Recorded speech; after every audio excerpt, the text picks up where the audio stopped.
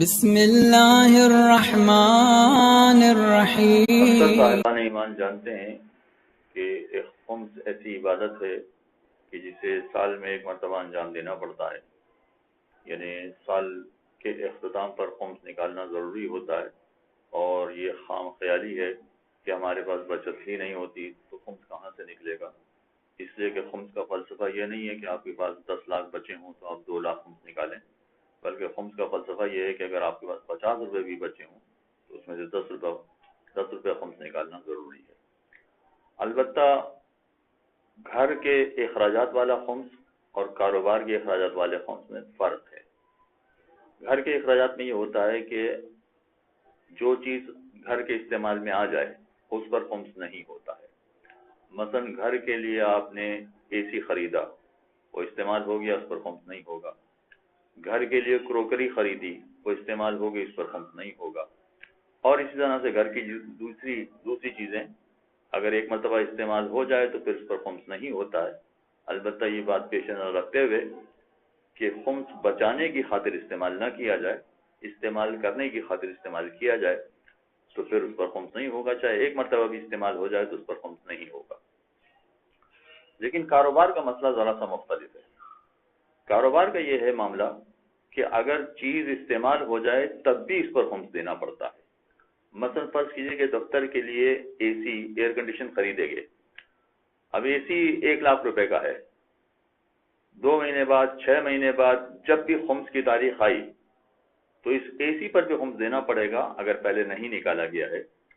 یہ الگ بات ہے کہ جب خریدا گیا تو اس کی قیمت 1 لاکھ روپے تھی، اب اگر اس کو ہم بیچنے جائیں تو ممکن ہے کوئی 25,000 اس کی قیمت ادا، کوئی 25,000 ہمیں دے، یعنی 25,000 میں یہ بکے گا۔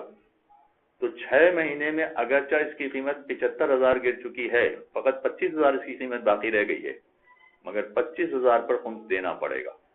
اگرچہ 6 مہینے استعمال بھی ہوا ہے اے سی، مگر اس کے باوجود اس پر خمس دینا پڑے گا، اس لیے کہ یہ دفتر اور کاروبار کے لیے خریدا گیا تھا۔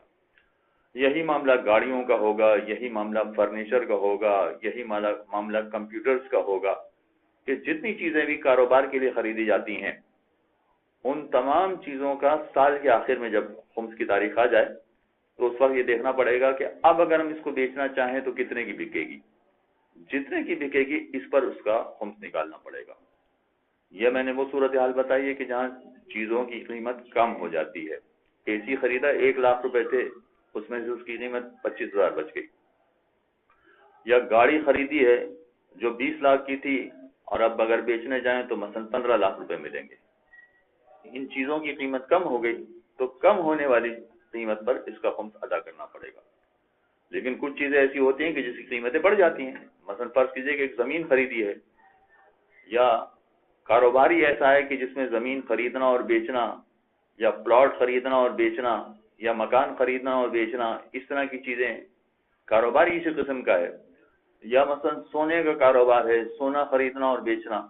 جب ہم نے خریدا تھا ایک پلاٹ تو اس کی قیمت مثلا 10 لاکھ روپے تھی، لیکن جب ہماری خمس کی تاریخ آ گئی تو اس کی قیمت 12 لاکھ روپے ہو گئی۔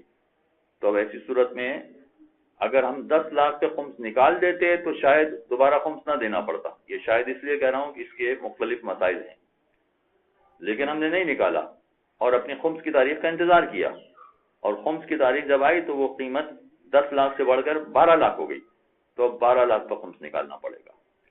چنانچہ یہ ساری چیزیں ایسی ہیں کہ جس میں گھر کے اخراجات کا خمس، ان کے مسائل بالکل الگ ہیں، اور کاروبار کے اخراجات کے مسائل اور اس پر خمس ادا کرنا، اس کے مسائل الگ ہیں۔ اگر اس سلسلے میں آپ کو کوئی پریشانی ہو تو آپ اپنے علاقے کے علماء سے رابطہ کر سکتے ہیں، ورنہ ہم سے بھی رابطہ کر سکتے ہیں۔ اس کی زیادہ وضاحت آپ کے کاروبار کے اعتبار سے انشاءاللہ سمجھانا ممکن ہوگا، اور انشاءاللہ سمجھائیں گے بھی۔ الگ الگ کاروبار کے حوالے سے ذرا سی پریشانیاں الگ الگ ہو جاتی ہیں، مگر اس میں کوئی حرج نہیں ہے۔ اگر آپ اپنے علاقے کے علماء سے پوچھیں یا ہم سے پوچھیں یہاں پر رابطہ کر کے، تو اس کی انشاءاللہ وضاحت آپ کے سامنے مکمل طور پہ کر دیں گے۔ وصلی اللہ علی محمد اللہم صل علی محمد و آل محمد۔